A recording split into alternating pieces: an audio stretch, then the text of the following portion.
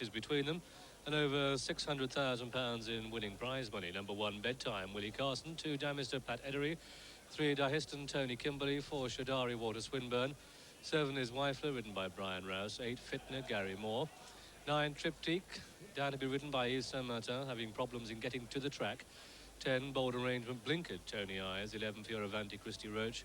12 is Cadiel, Steve Cawthon. 13, Mr. John Greville Starkey. 14, Asteroid Field, Brent Thompson. Completing the 12-runner lineup then for this first running of the Group 1 Matchmaker International. When news just went around the bookmakers that Yves Saint-Martin is having trouble getting to the course, one of them turned around to me and said, "You better get your silks on, John." Well, I don't think poor old Triptyque, she's had some races in her time, but she needs me on her. Anyway, they still don't know whether Yves Saint-Martin will be riding her. Now, this Shadari, the obvious form choice in this race, but the precedents are very much against him. There have been 6 times the runner-up in Ascot's King George VI and Queen Elizabeth Diamond Stakes has come and run in this equivalent matchmaker race. All have been beaten. You remember last year, Oh So Sharp 5-2 on, floored by Comanche Run and Lester Piggott. Sadler's Wells 2 years ago, Mrs. Penny in 1980, and Orange Bay. You remember Orange Bay, touched off by the Minstrel in that tremendous race at Ascot? Well, it was beaten here in the Queen's High Clear, ridden by Joe Mercer. That was in 1974, could only finish 6th here after being second at Ascot, and Rheingold 6-4 on in 1973. So Ascot seconds have a terrible, terrible record in this race, though there is one slight fly in the ointment, Hawaiian Sound. Finished 3rd to Ile de Bourbon in 1978, that was Hawaiian Sound, but was promoted to 2nd place because ACMS failed the dope test subsequently. Hawaiian Sound won this at 2-1. But no horse has finished 2nd past the post at Ascot and won here. Shadari is now 6-4 favourite. You can get 4-1 against Triptyque and 13-2 Fitner, but the statistics all against Shadari. Yes, so much history in just 14 years. A new mark could be set today if Shadari's trainer Michael Stout doubles this Matchmaker International up with the Yorkshire Oaks. He'll become the first British trainer ever to exceed £2 million in winnings in a season. On the Glen International list, he's had 47 winners and a total of £1,876,000, 702 already in winnings. Well, for this matchmaker, there are 12 runners today, plenty of arguments to settle, so let's start with a look back to last year's dispute with 2 of the principals, Shadari and Damister. It was in the Great Voltigeur Stakes here at York last August. One to race, and Damister with Shadari trying to lengthen up on the outside. Infantry now hanging in behind, and it's Damister the leader, but Shadari putting in a renewed challenge. Shadari and Damister, Shadari and Damister, Shadari finishing the stronger. Shadari's going to get home, I think. Shadari at the post is the winner. Damister is second, it's close, it's a photo. That's a 1-2 for me, though. Shadari, of course, finished off last season in brilliant style, but he was off form in his first 2 runs this year. But that all changed when he came back to winning action in the Princess of Wales Stakes at Newmarket in July. Potosí getting a wonderful run through, and Potosí comes through now to take up the running from Baby Turk, but Shadari makes good ground on the extreme right of the picture. Seismic Wave closing on these. Vouchsafe drops right away, did a good job of pace making with a furlong to go. Potosí next to the rails. Shadari down the centre of the track. Baby Turk between these. Then comes Seismic Wave, and Shadari now takes it up. Shadari inside the final furlong, and Shadari stretches up the hill and quickens away from these. Shadari wins this in good style up towards the line. Shadari is the winner. So, Shadari, and Shadari, who went from that Prince of Wales Stakes, he then took on what appeared to be a 2-horse race. The Dancing Brave Sharastani showdown in the King George. Triptyque was also in the field. So let's see Shadari's run against Dancing Brave in the King George VI and Queen Elizabeth Diamond Stakes at Ascot. And we join them at the most dramatic stage of that great race, with the Aga Khan's trio in front, the white-faced Sharastani beginning to weaken on the outside, and here comes Shadari between Sharastani and Dahistan, but outside them, Pat Edery on Dancing Brave. Look behind in the light blue colours, that's Triptyque, who's come from a long way behind. But Dancing Brave storms past Shadari, goes at one stage almost 2 lengths clear. And just look how Shadari runs on now to cut down that lead to only 3/4 of a length at the line. He's gaining all the way to the line, and Triptyque has run on a marvellous race to finish 3rd. But that was a fast run, 1.5 mile race.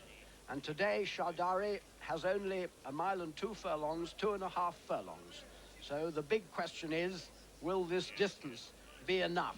At Ascot, he needed the whole of 1.5 miles. Here, he's only got just over 1.25 miles. Nevertheless, he's pretty certain to start favourite, number 4, Shardari. And there he is.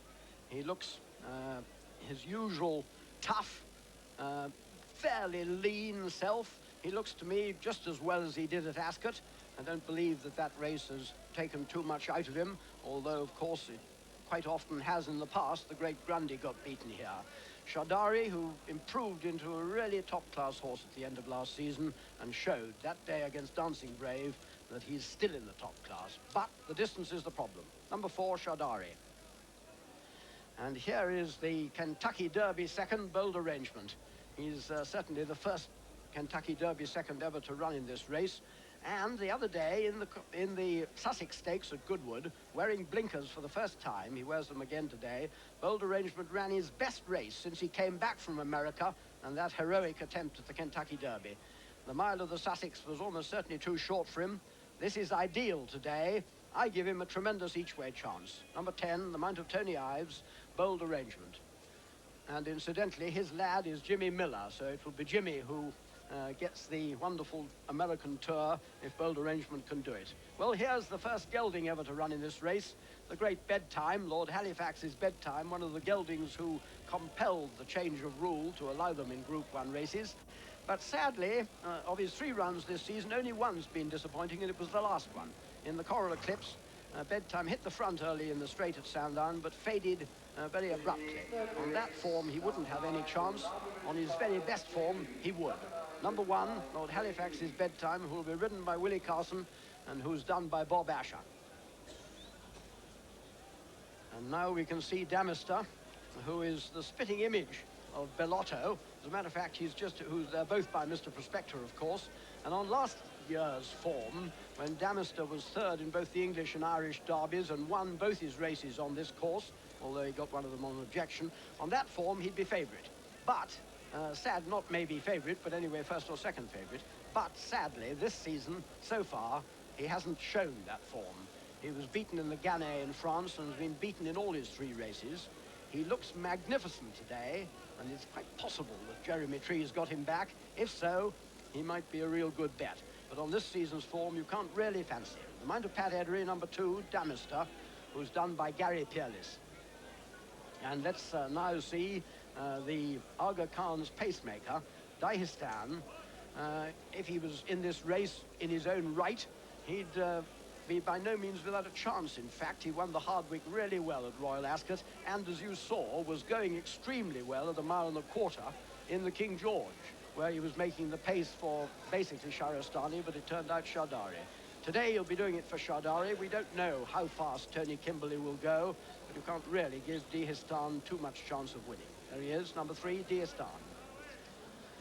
We can see one of the Irish colts, Fioravanti, certainly the best bred of the Irish. He's the son of the great Northern Dancer, and he won his 2 races as a 2-year-old and his first as a 3-year-old, but since then, sadly, like so many of the David and Vincent O'Brien's horses, Fioravanti has been a disappointment. He was hopelessly beaten in our derby and had been beaten in the Irish 2,000 guineas too. So there's no concrete evidence that he is likely to live up to his breeding. He looks better to me than he did on Derby Day. He'd lost a lot of weight before our derby. He looks pretty well today. Son of Northern Dancer, Fioravanti. And now one of the 2 French fillies in the field, and one with a tremendous chance. Number 8, Fitna. Gary Moore, son of the great George Moore, will ride Fitna. And this was just about one of the best, certainly one of the best French fillies last year, only just beaten in the French Oaks and the Vermeil, and won 3 times at Longchamp. She's shown that she's kept that form by winning again at Longchamp and running really well second to Béarmont in the Prix d'Ispahan. Béarmont was beaten on Sunday, but the horse who won that race on Sunday, Lirong, was behind Fitna in the d'Ispahan. She's kept her form. This is her ideal distance. She's got a tremendous chance. Number 8, Fitna. Another filly is Asteroid Field, with a lesser chance, although she's by no means an indifferent filly. But she was beaten by Park Express in the Vodafone Nassau Stakes. We'll be seeing Park Express later on in the Yorkshire Oaks. good filly though she is, Asteroid Field would have to be one of the outsiders. She's ridden by Brent Thompson and is done by Kath Wilkins, the only lady I've found so far, the only lady stable lad. So if Asteroid Field proves me wrong, it would be Kath who gets the trip to America. Another of the Irish is Mr. John, very much an outsider. He ran on Saturday in Ireland, in fact, and was beaten 2 lengths by Vincent O'Brien's Wise Counsellor, the horse who finished last in the Derby. That wasn't Wise Counsellor's form, of course. Nevertheless, although Mr. John was a good second in the Irish 2,000 guineas in the very soft ground, the rest of his form in the English Derby and the Irish Derby don't really give him any chance here today. A colt by Northfields will be ridden by Greville Starkey and who is done by Dougie Sullivan. Number 13, Mr. John. And there is a group of the Arabs who are having such a tremendous effect on British racing. We haven't yet seen Triptyque, and that may well be because Saint-Martin hasn't arrived. Oh, he doesn't. Saint-Martin doesn't ride Triptyque. John Reed. John Reed is going to ride Triptyque, and that is a very great honour because this is one of the toughest, most gallant mares we've seen for years. She ran in 5 classics last year, and this season, as always, has never run a single bad race. In her last 2, she's been battering her handsome head against the wall of Dancing Brave's superiority. First of all, in the Eclipse, when she ran really well, hit the front early in the straight, looking like a winner, and then was run out of it by Dancing Brave. In the King George, she ran an entirely different race, dropped right out, and came from way behind, but nevertheless, again, ran a tremendous race. There she is, one of my great favourites. A difference of opinion about this distance, whether it suits her or not. Some say she needs further, some say this is ideal. I do hope she runs, I'm sure she'll run well. I'd love to see her win. Number 9, Triptyque, and we haven't seen Wilfer, the oldest horse in the field, this formidable 5-year-old. He's bi-formidable, and he really is a formidable 5-year-old too, because this season, in his last 4 runs, he's run better than ever before. Tremendous credit to his new trainer, Richard Shaw, new in every sense of the word, because Richard, who was assistant to Michael Stout at one time, has only started training this season, and how proud he must be of Wilfer, who has never run badly. He was beaten by Bedtime, it's true, and he's been beaten in all his races, but has never run a bad one. He shouldn't be good enough to win today, but he'll be up there fighting it out. Number 7, the Mount of Brian Rice, Wilfer. The one we haven't seen is the Aga Khan's other runner, Cadial. Well, he's not, so far as we know, a pacemaker. And in fact, when he first appeared on this York course at the beginning of this season, people talked of him as a Derby colt because he won really well here, and at that time looked to have a chance in the Derby. But Fulk Johnson Horton decided that he was a bit immature for that. So Cadial went to Ascot, ran a little bit disappointingly there, beaten by Bonamy, but came back to form the other day at Lingfield. It was only a match, one rival, admittedly, it's now or never, but Cadial beat him pretty comfortably. There he is, the Mount of Steve Cawthon, Cadial. And there's Michael Stout and Walter Swinburne going to get up on number 4, Shardari. Gets the leg up, and Shardari, who just on his toes, but looks absolutely cool, and doesn't he look well? That's the favourite, number 4. I'll do a link first. Link. Well, this race has produced many great performances, as you've heard over the years. It's also produced great shocks. And today, who can forget the greatest shock of all, the very first running back in 1972, when Brigadier Gerard, who was unbeaten in his other 17 races with Joe Mercer, failed to catch Roberto. There's Roberto in front, and Brigadier Gerard with Joe Mercer, always the symbol of style, really working away. But this was the one time when Brigadier Gerard couldn't do the magic, but I might tell you that that day Roberto set a track record which stands right to today. Well, Brigadier Gerard went to stud, Joe Mercer went on to win many, many more races, but he's now retired, and we're privileged to have him with us now. First of all, Joe, remember that day. It must have been a bitter one for you. It was heartbreaking, to be honest, back with him. It's just the one day that the big horse didn't fire. There's a lot of things to Oh, is that Joe Mercer again? It was one of those horses when he fired and that day he still picked up. And he proved the point afterwards and he came back his next race and of course like Gaskin.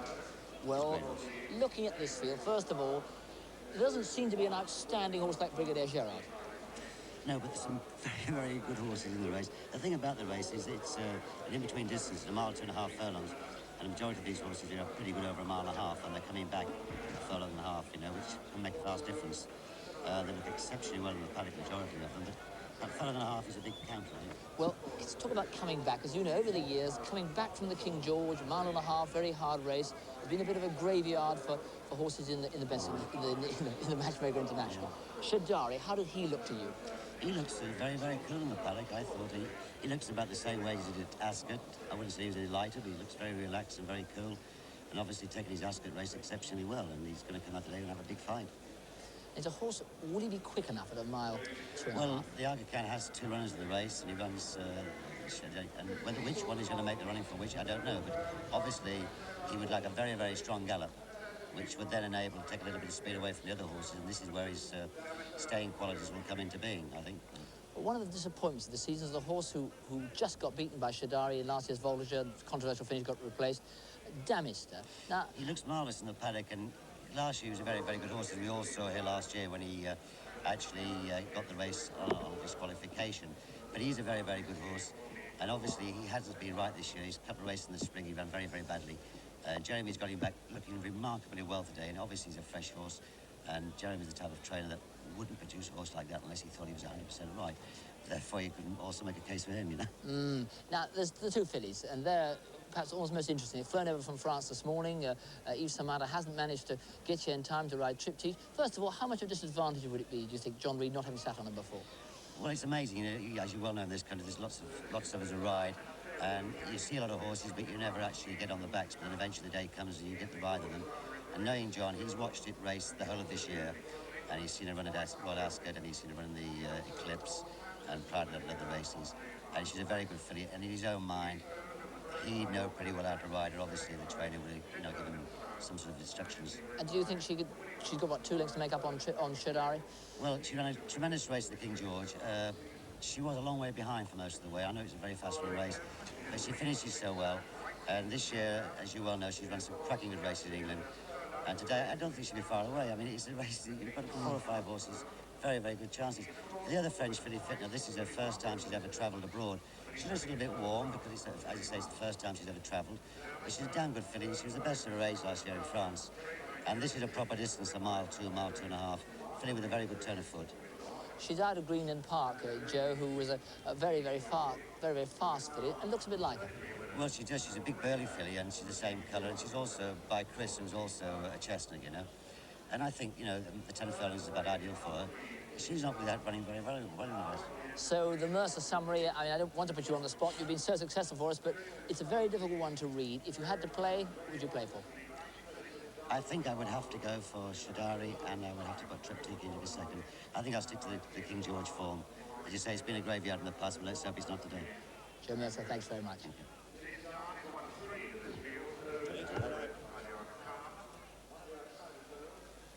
And here's how they bet. Shadari, the 7-4 favourite, easing out from 6-4. Triptych is 9-2 from 4-1. And Fitnar 7-1 from 13-2. Damister 9-1 from 8s. And Bedtime 12-1 from 11-1. Boulder Agent 14-1 from 12s. And Fioravanti is 16-1 from 14s. Asteroid Field 20s from 16-1. Also on the 20-1 mark, Mr. John and Cadial. Dihistan 25-1. And Wilfer is the 50-1 outsider. They all show.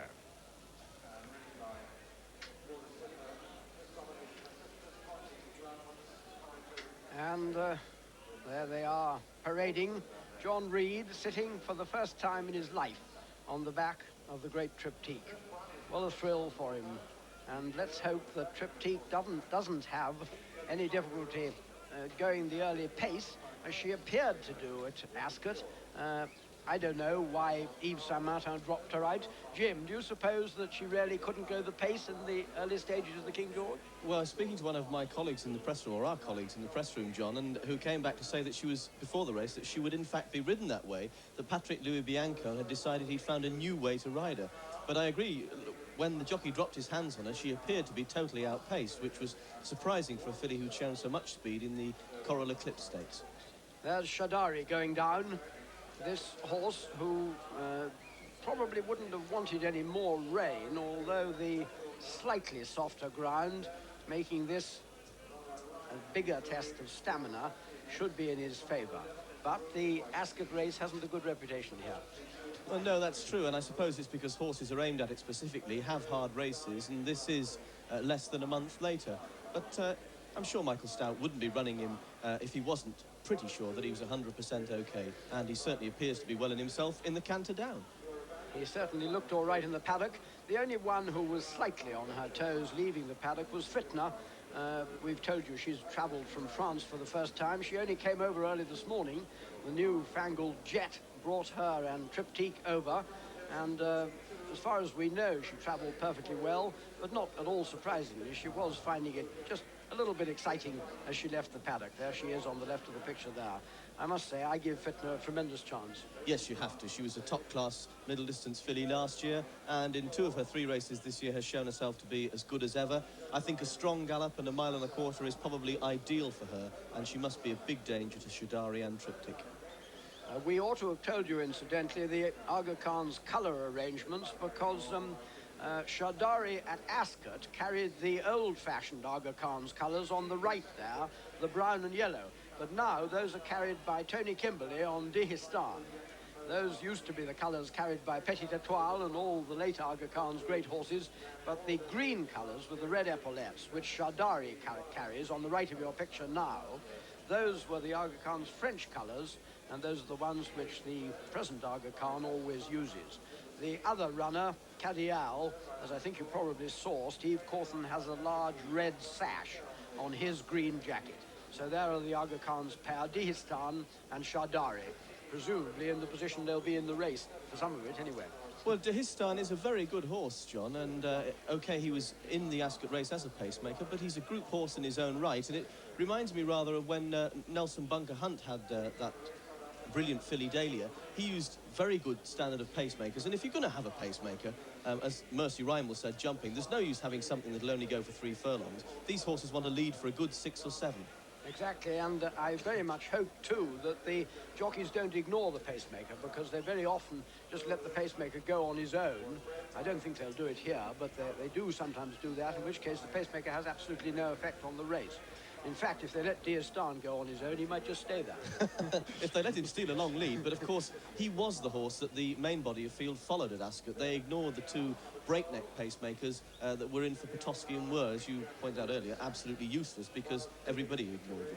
Exactly. There's the back straight on the Knaves Mar. Now, we talked before the race to Walter Swinburne, who rides Shadari. Hopefully with a bit of overnight rain and the horse's speed and everything, he just might get away with it. He had quite a hard race at Ascot, obviously. How's he come out of that? He seems well, yes. We're very happy with him. And will Dihistan set the pace for you? Well, he's there for that job. What kind of pace it is, I'm not sure yet. So obviously you fancy your chances, though? Well, I'm hopeful. Yes, of course he's hopeful. And so are we all, that he has a good ride. But in fact, sadly, even trainers of Michael Stout's incredibly high standard can be wrong. I remember Peter Walwyn, who is an equally good trainer, was absolutely convinced that Grundy was all right after his King George with Bastino. And in fact, Grundy didn't run any kind of race here. So that you never know till you try. And Shadari is trying today. There's bold arrangement, just sweating up a little bit, but that's quite usual for him. I give him a great each-way chance. Here's John McCurry. just as bookmakers did with Classic Tail in the Acom. They're doing with Shadari here. They want to get it. Now 7 to 4 is the going price. When that's up, punters take it. But 13 to 8 is the offer now, though some are going 6 to 4. Good money for Shadari. Bookmakers pleased to put it in their odds. Triptyque, best price 5 to 1. If you fancy Triptyque, take the 5 to 1, 9 to 2 in places. I've seen 15 to 2 against Fitner, though she's generally a 7 to 1 chance. Best back to the others, 9 to 1 Damister. I'll give you a rag. That's the near the bottom, number 12, Cadiel.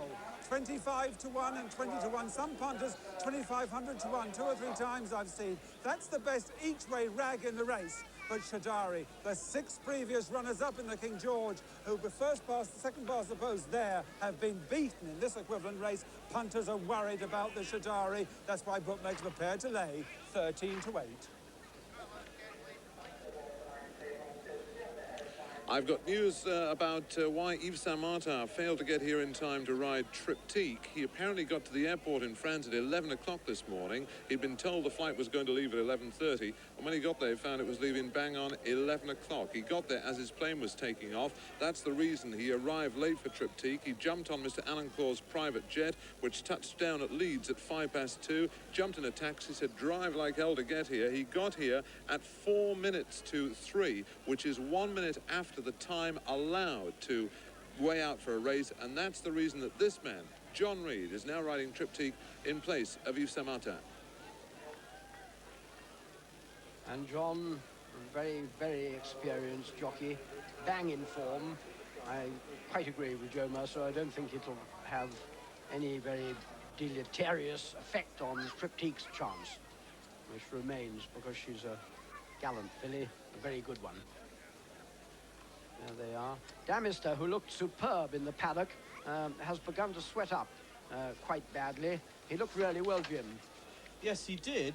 When he first came in, walked around beautifully tuned up, but the more and more the preliminaries have gone on, he really has got particularly warm, and whether he's just beginning to think about racing and associates it with a struggle and doesn't want to know, we shall know very shortly. He's certainly been disappointing this season so far.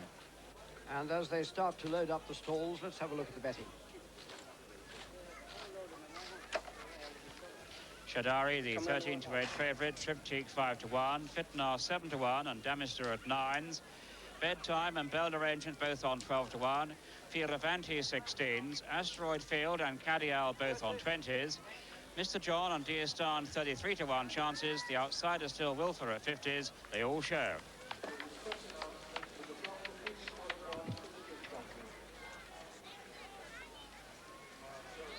So Shadari still favourite, and he is perfectly cool. Just a trace of sweat under his number cloth. What a lovely head he's got, hasn't he? Yep. Well, he's not too worried about the hoodoo on King George seconds. I'd be much more worried about the distance. Will it be too short for him? Well, we shall soon see. And Shadari goes in. Over to you, Graham Good. It just leaves Wilfer to go into the stalls for this Matchmaker International. 10.5 furlongs the trip. Lined up. Wilfer just being eased in on right on the far side. See there, Wilfer just proving a little bit reluctant, but now he's in. So they're under orders, and they're away, and through the first furlong. Next to the rails, Damister going on from Mr. John, with Dieheston now up on the outside, and Tony Kimberley really kicking on now. And it's Dieheston going into a lead from Mr. John in second, Damister next to the rails in third. On the outside of the Shadari, followed by Cadiel, then Asteroid Field and Fitner, followed by Bedtime and Triptyque and Bold Arrangement with Wilfer and Fioravanti is towards the rear at this stage. So, through the first furlong, and what a cracking pace this is. A mile left to race, and it's Dieheston in the lead from Mr. John in second place. Racing in third is Cadiel, 4 is Shadari, 5th is Wilfer, 6 is Damister, 7th is Asteroid Field with a white cap. And the back markers include Fitner and Triptyque, and they're going lickety-split down towards the halfway stage, with Dieheston really setting a very fast pace. to Mr. John second and Caddiel third, and Wilfer on the outside of Shadari. Then comes Triptyque, followed by Fioravanti, and then Damister and Fitner. And so they begin the turn into the home straight, and Dagestan with 5 furlongs to go. The leader from Mr. John second, then Caddiel third, and Wilfer 4, and Shadari 5, and Damister 6, and Fitner creeping closer next to the rails, and Wilfer running very wide indeed. And Wilfer coming down the centre of the track. They've got 4 furlongs to go. On the extreme right of the picture, it's Dagestan who leads from Mr. John. Then comes Shadari travelling strongly. Triptyque in behind these. Then Fioravanti. Wilfer, though, certainly with them down the centre of the track with 3 to go, where the main group of runners are now headed by Shadari. Shadari, Wilfer down the second at the centre of the track, 2.5 to race. Shadari from Wilfer, then Triptyque tracking these. After these comes Damister, who starts to pick up ground, 1.5 furlongs to go, and Shadari sets sail for home from Triptyque in second place. Wilfer still there down the centre of the track, now gives way and over 1 furlong to go. Shadari being strongly pressed by Triptyque. Shadari from Triptyque, he's clear of Damister and Wilfer, and well inside the final 1/2 furlong. It's Shadari with Triptyque trying down a determined challenge. Triptyque eats up the ground, but Shadari gets to the post, and Shadari is the winner. From Triptyque in second, Damister third, just fourth came Mr. John, then Bold Arrangement, then Wilfer, followed by Asteroid Field, Dagestan, Bedtime, Fitner beat 2. Those 2 were Fioravanti and Caddiel, and so the outcome of this, the first running of the Group 1 Matchmaker International. It's a win for number 4, Shadari, owned and bred by the Aga Khan, trained at Newmarket by Michael Stout and ridden by Walter Swinburne to give him his 54th win of the season on this 13-8 favourite winner. And there he is, Walter, on the right of the picture, being congratulated by Tony Kimberley, who rode the pacemaker Dagestan to such tremendous effect to really set up this race, which the pundits beforehand had at too short a distance for Shadari, but by gum, he saw the race out home. Second was number 9, Fitner, and it's close for third between Damister, and also in that close for third place is Mr. John. But no doubt about it, the class horse of the race has won. That's number 4, Shadari. There he is, Walter Swinburne, a winner of 2 derbies already this year. And he brought this horse home to edge Michael Stout ever closer, within pounds now, of breaking the £2 million barrier in winning prize money through a season. In fact, confirmed as third is Damister. It's a photo for 4th place. So the 1, 2, 3 of this Matchmaker International, a win for number 4, Shadari. Second was number 9, Triptyque. And third was number 2, Damister. Let's review the closing stages again. Well, Michael Stout's battle plan has worked superbly. Walter Swinburne gave Tony Kimberley a congratulatory and thankful pat on the back, and it was well deserved, because Dagestan has made a tremendous gallop. Wilfer, for some reason, came over wide into the middle of the course. At this stage, he was still in the race, but not for long. Very soon, Shadari takes control, and now the only question is whether the great Triptyque can, after all, turn defeat into victory. All the way to the line, she's chasing bravely and gamely, but the gap narrows slowly, too slowly for her, because the post's coming up, and Shadari, to his great credit, keeps sticking his neck out. That hard race at Ascot has done him no harm at all. He still knows how to gallop, he still knows where the winning post is, and it comes in plenty of time. Triptyque's run a marvellous race in second place, and Damister was third. There were some quite disappointing runs, but Damister certainly ran a magnificent race. And there's Shadari and Walter Swinburne. Jim, that was pacemaking done proper. Yes, Graham said that Tony Kimberley was congratulating Walter. In fact, we saw it was the other way around. The first thing Walter Swinburne did was ride over to Tony Kimberley on Dagestan and slap him on the back, and was obviously saying, you did a fantastic job, which he did. And Walter used it cleverly. He sat not too close, but close enough to strike when he wanted. And I must say, we're looking at Shadari now. I thought John Reid rode a superb race on Triptyque. He used Shadari. Unfortunately, she wasn't quite good enough. They pulled well clear of the others and really franked the King George form, as indeed did Dagestan, who was about 5th, I think.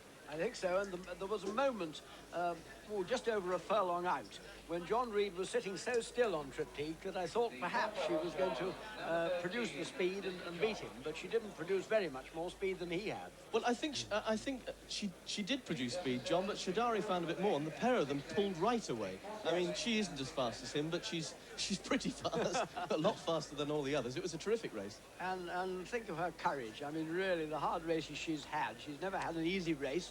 She's been taking on the best all her life. And, well, this colt's beaten her now, but I still love her.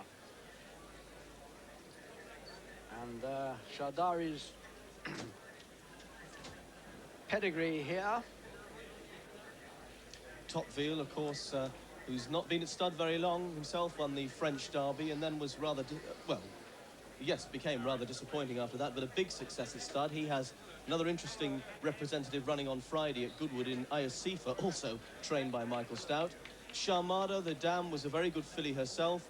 I think a lot of people were surprised that Shadari wasn't entered in the Ledger last year, but Michael Stout pointed out there is a lot of speed on the dam side of the pedigree, and you've got a combination of speed and stamina, producing a very good racehorse indeed. And Michael, after all, decided to take the risk of coming back to the shorter distance here today. So he's really acted on his judgment, and it's going to carry him past 2 million quid in a moment. A wonderful, wonderful achievement.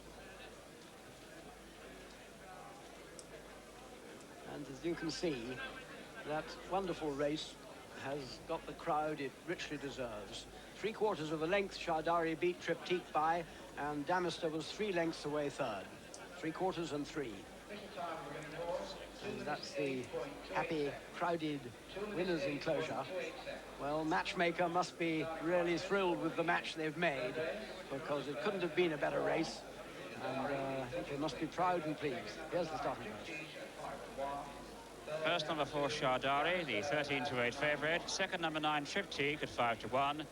And third number 2, Damister, 9-1. The tote returns win £2.40. Places £1.50, £1.60 and £2.60. The dual forecast paid £3.80 and 12 rand. And at Folkestone in the 255, the winner number 18, Kitty Clare at 92, completed a double for trainer Peter Warwood and jockey Paul Edery. Second number 3, Just Candid, 15-2. And third number 15, Cool Number at 3-1. Coos was the 5-2 favourite. Non-runners numbers 13 and 16 and 8 rand. Here's the hero of the hour, Walter Swinburne, Shadari. There was a long thing about the graveyard that King George can be to here. How did it go for you? Well, everything went really nice, I think. The hero is Tony Kimberley, really. Really? You know, I think His Highness or Mr. Stout or anyone will tell you what a fantastic job he did. On Deerstan, well, let's look at it. Deerstan turning in and got everyone else fairly stretched. That was the idea, and, you know, it just enabled me to settle my horse in behind the leaders. And then, and once he was ready, you know, he kind of tells you and he wants to go, so I let him go. But I didn't realise he was going that well. That's the first time I've seen it. But you committed yourself really early, Walter. I had to, yes. That was the plan. And I knew, you know, he would keep going. And it just might knock the speed off some of the others, which I think it's worked out that way. And the filly, for a moment, just before then, she was going really well behind you. Well, as I said, it's the first time I've seen it. I'm glad I never saw it. But you've taken the sting out of her. Now when John asks, she does find a bit, but she can't get you. No. This is where I just saw him, and that's where I've gone for my whip here now. But my horse, he answered me right to the line. What a horse he is, man. What a horse he is. Well, many congratulations, Walter Swinburne, and you've got presentations to come. Thank you very much, Prof. Well done. Walter Swinburne, the hero of the hour, a very good time, 2 minutes 8.4, right on the standard there, though just outside Roberto's record when he beat the Brigadier that first time. Well, the presentation's about to start. With me, Joe Mercer, who tipped both the first and the second. Joe, many congratulations. Rather nice. Nice to do. It's still a 100% record for Channel 4, isn't it? I believe so, yes. I think it's a wonderful race to watch anyway. Marvellous race. And how good is Shadari? He's better than Sharastani now. Well, he seems to be improving with age, but I mean, today with his, he got the trip very well, and the race was, as Walter said, running exactly how they wanted to run. They sapped all the energy out of the best of them, and they first and second have proved they get the trip very well. I just had to ask it. Well, I mean, that's as good a race, I suppose, as we've seen all season. How does he? Will he get up, except for Dancing Brave? Well, that's another question, isn't it? I mean, it's the best 2 horses. It's a great race, and they've proved it right the way through the season. They're both brilliant mare and a brilliant colt. Obviously, Dancing Brave is the one we all think he's the best. Joe, we'll see you for the Yorkshires. Thank you very much. And now the presentation beginning. These magnificent trophies for the Matchmaker International, who taken over the sponsorship of this race, which started back in 1972 with David Grouse of the Yorkshire course, is Barry Weisborg, who you talked to before, the president of Matchmaker International. And Walter Swinburne, you can see out to the left. And the Aga Khan will come to receive his trophy. And also there are two tickets to Kentucky for the lad of Shadari, Russell Bowright, which is a really handsome gesture by the sponsors, and one I think tremendously to be encouraged. There is John Sanderson, the enterprising chief executive of York Racecourse, making the announcements. Walter Swinburne, what a wonderful season he's having, and what an accomplished big race jockey he is. And there, Barry Weisborg presents the trophy to the Aga Khan. And let us emphasise, of course, that Shadari is a product of the Aga Khan's own studs.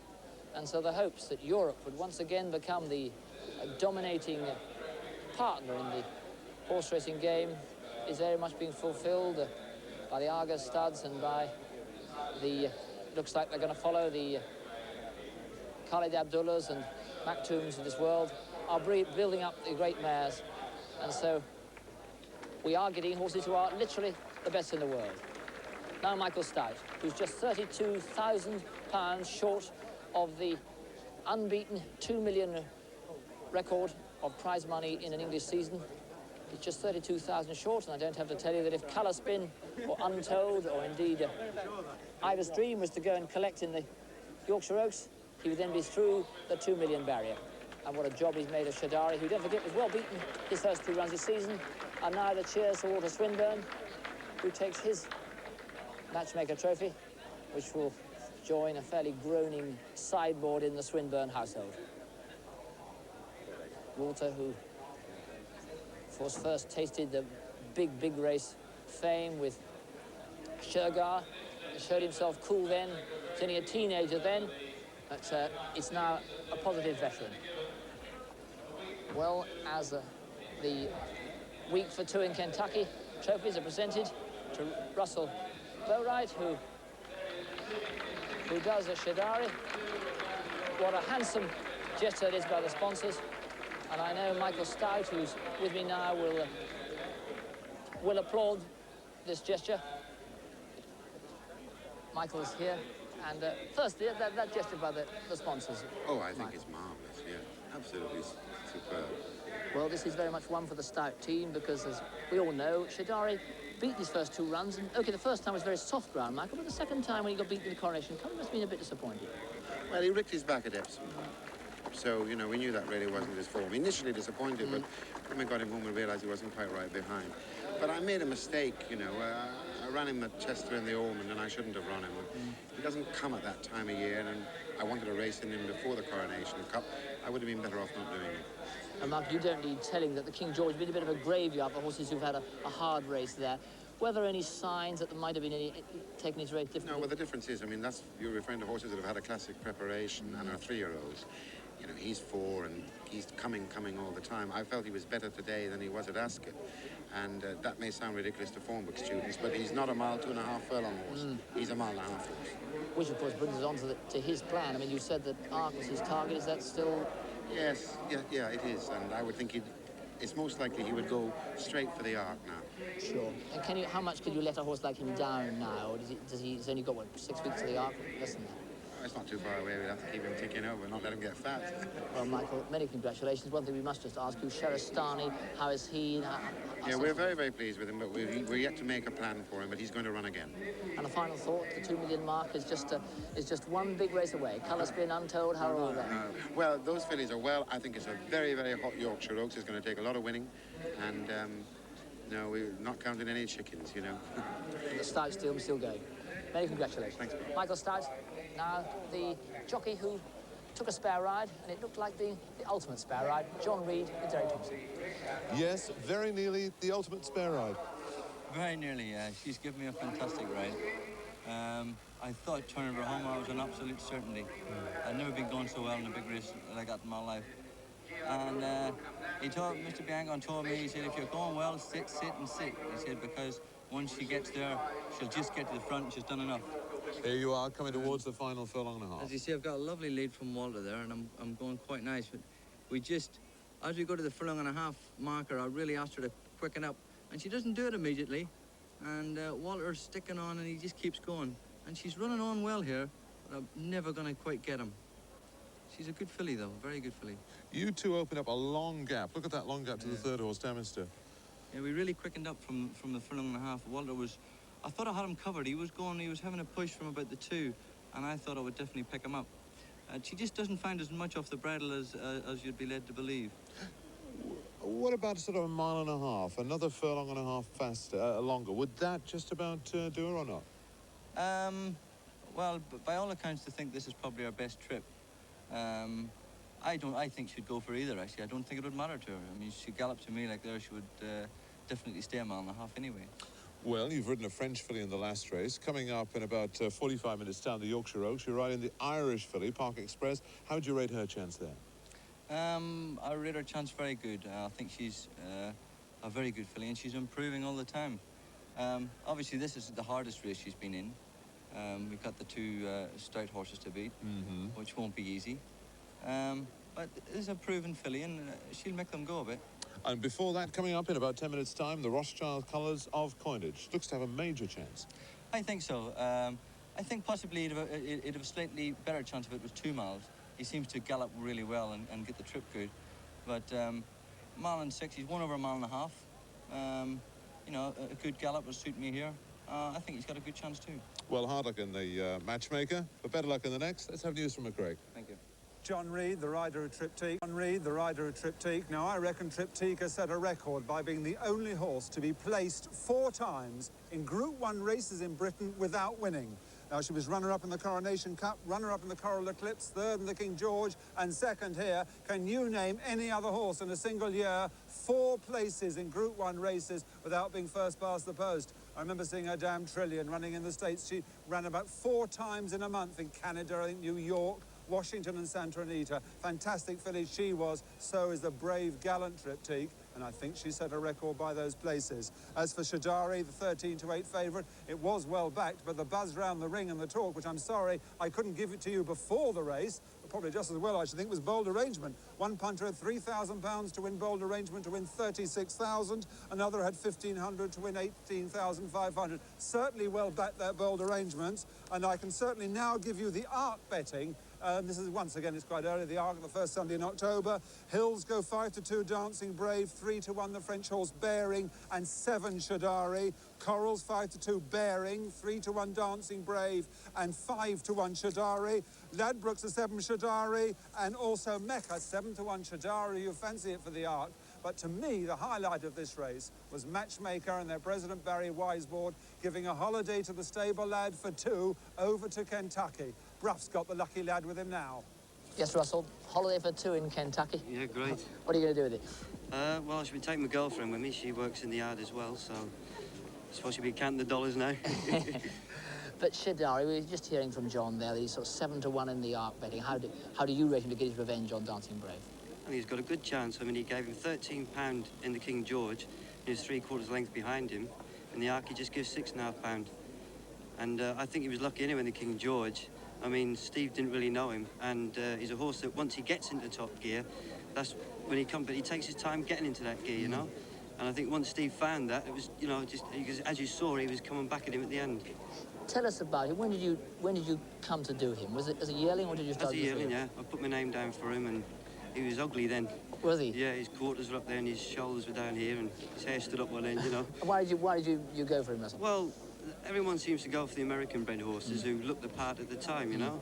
But with a horse like that, they've got to progress. They can only go forward. And he had a lovely long action then, you know, so easy. And his attitude to the game was brilliant, you know. He couldn't care. But then you had a long empty time when he was a 2-year-old. Oh, I'm patient. He didn't run at all as a 2-year-old, did he? No. Well, it's like you say, it takes his time maturing, so... Well, he's as good a horse as any, but yourself now the leading stable lad at the moment. How did you get into racing, Russell? Well, I'd always been interested in horses because I was born at Yarmouth Racecourse. Really? My grandfather was head groundsman there, and I was down there all my holidays and weekends, so naturally got interested in him. I always wanted to be a jockey, which I never, you know, but it's not a bad thing, I don't think. I like my food, so... And how long have you been with the Stout team? I'm in my 5th year. Yeah, really? so. And the last word for you, what is the secret of your team? Why are you nearly into $2 million? Well, good horses, obviously, but they need training, so say no more. the governor's behind, isn't he? Russell, many congratulations. Have Thank a you good very time in much. Kentucky. Will do. Now news from a place you've lit up with us many a time, no doubt, Folkestone.